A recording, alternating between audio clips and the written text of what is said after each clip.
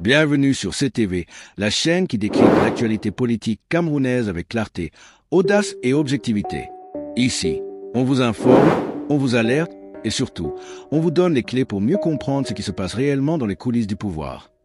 Alors si vous êtes passionné par l'info, que vous aimez les analyses directes, les faits vérifiés et que vous en avez assez des rumeurs et du sensationnalisme, abonnez-vous maintenant, activez la cloche pour ne rien manquer et faites partie de ceux qui veulent voir plus clair dans le jeu politique camerounais.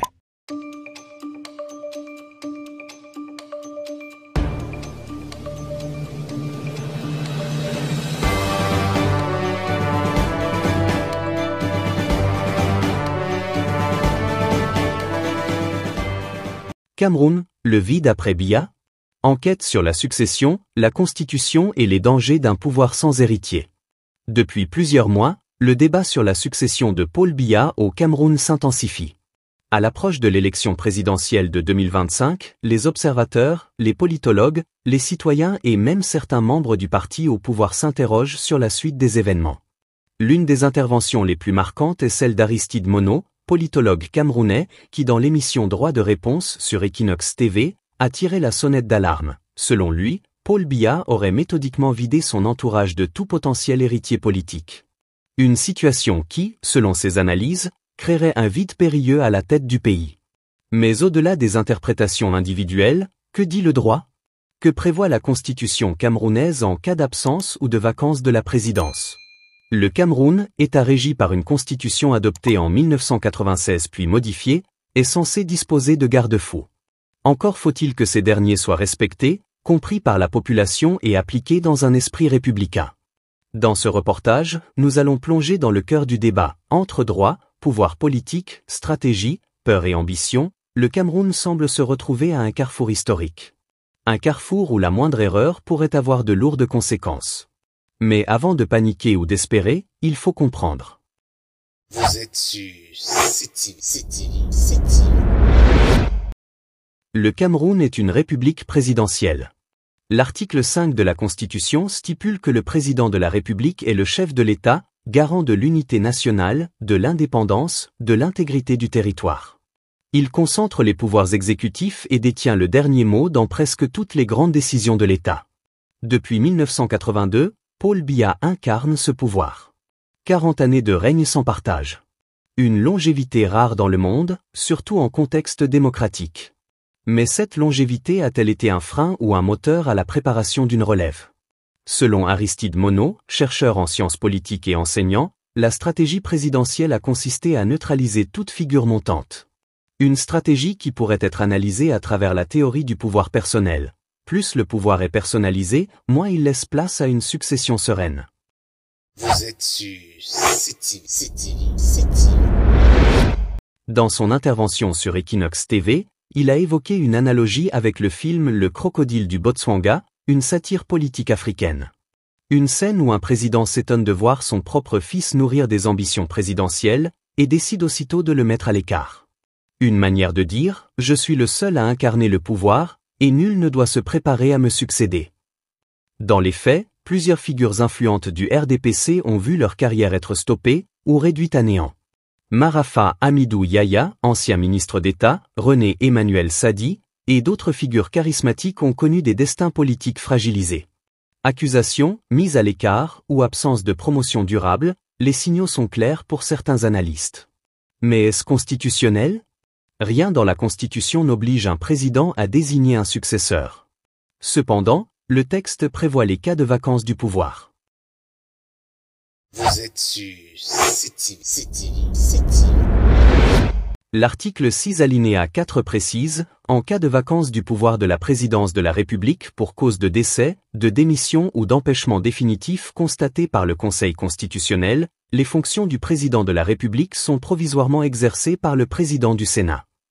Cela laisse penser que la succession institutionnelle est prévue. Mais cette prévision suffit-elle? Le président du Sénat, aujourd'hui âgé lui aussi, est-il préparé à assurer une transition démocratique? Le pays peut-il supporter une transition sans heurts? Le débat est aussi politique. Car le RDPC, parti au pouvoir depuis des décennies, est parfois confondu avec l'État lui-même. Une confusion que dénoncent plusieurs voix, qui estime que le Cameroun souffre de cette porosité entre partis et institutions. Vous êtes sur CTV. Il faut rappeler que le RDPC est un parti politique, alors que le gouvernement est censé représenter la nation tout entière. Confondre ces deux entités revient à fausser le jeu démocratique. Un ministre, par exemple, est un fonctionnaire d'État. Il ne devrait pas, dans l'exercice de ses fonctions, privilégier une structure partisane. Or, dans la pratique, plusieurs responsables politiques cumulent les deux casquettes, militants du RDPC et membres du gouvernement. Cela pose un problème d'éthique publique. D'autant plus lorsque des opposants, comme Maurice Kanto du MRC, sont exclus ou ciblés dans le débat politique. Maurice Kanto, ancien ministre délégué à la justice et juriste reconnu, est aujourd'hui l'un des principaux opposants au régime. Ses capacités intellectuelles, son expérience de l'État, son aura dans la diaspora inquiètent le pouvoir. Certains analystes estiment qu'il représente un danger, non pas pour la République, mais pour le RDPC en tant que machine politique. Vous êtes sur CTV. La Constitution garantit le multipartisme. L'article 3 stipule que le peuple exerce sa souveraineté par voie d'élection, par référendum ou par ses représentants. Ce qui implique que toute entrave à la compétition démocratique fausse la souveraineté populaire.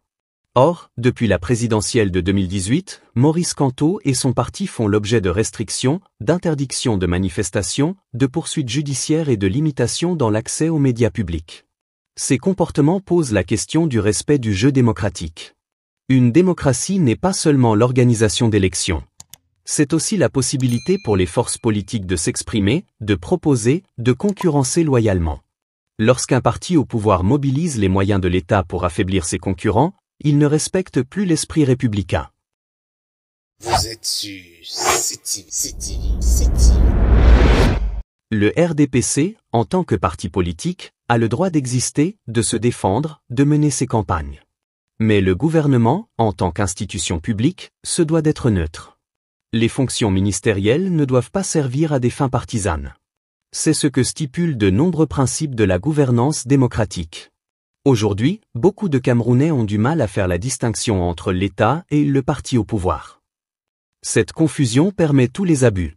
C'est pourquoi il est urgent d'éduquer la population à la culture constitutionnelle. Le droit est clair. Mais encore faut-il qu'il soit connu, respecté et défendu. Un peuple qui ignore ses droits est facilement manipulable. Un proverbe africain dit « Quand tu ne sais pas où tu vas, regarde d'où tu viens ». La question de la succession ne concerne pas que le RDPC. Elle concerne l'ensemble du pays. Car c'est l'avenir du Cameroun qui se joue. Et il serait irresponsable de le confier au hasard ou à la peur. En cas de vacances, la transition devrait être assurée par le président du Sénat. Mais encore faut-il que cette vacance ne soit pas précédée d'un désordre institutionnel. D'où la nécessité d'anticiper.